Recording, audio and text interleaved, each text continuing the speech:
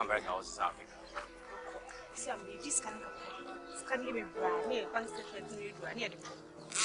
South Africa, they just go to me and oh my God, what's wrong?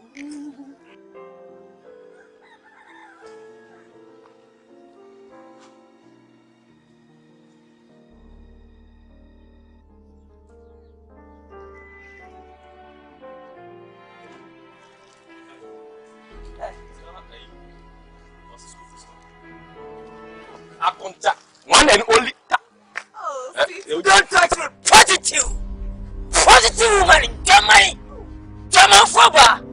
42 man. German Foba. Eh? That's how you are.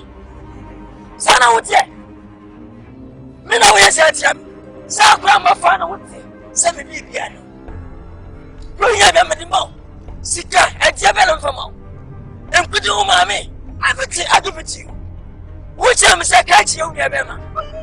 I'm a phone and the Bema being like, Bema, walk in the Bema. Now the problem, watch me. When I'm in show, God bless you. Catch a good catch it, name about Cody. Just a what dressing. And this one pass and be away. What the enemy? Who need that? Was it a mess with the enemy? Me I was young, me own and enemy. I want no Maria. Others, how you mind? But situation will be a fragment. Others, as a miss, I don't come up with a look. That's one that I imagine. So when I not to send me, over part the semi. Now we may irritate I am. And Shaman, I've been your feet. Me and Mr. Watcher, and I am Mr. Watcher. It's then Maya, Trafo and Penny for. Just a timid judgment.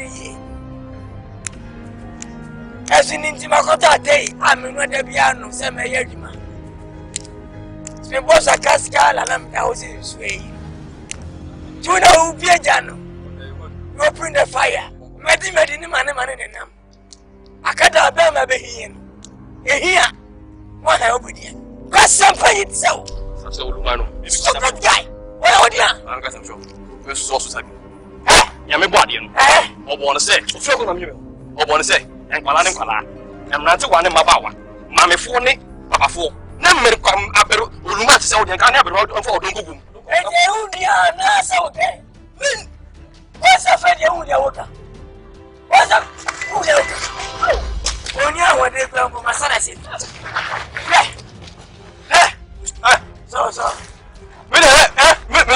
so. Everybody's never. Let's talk about that. I saw 50. Hey, look at her.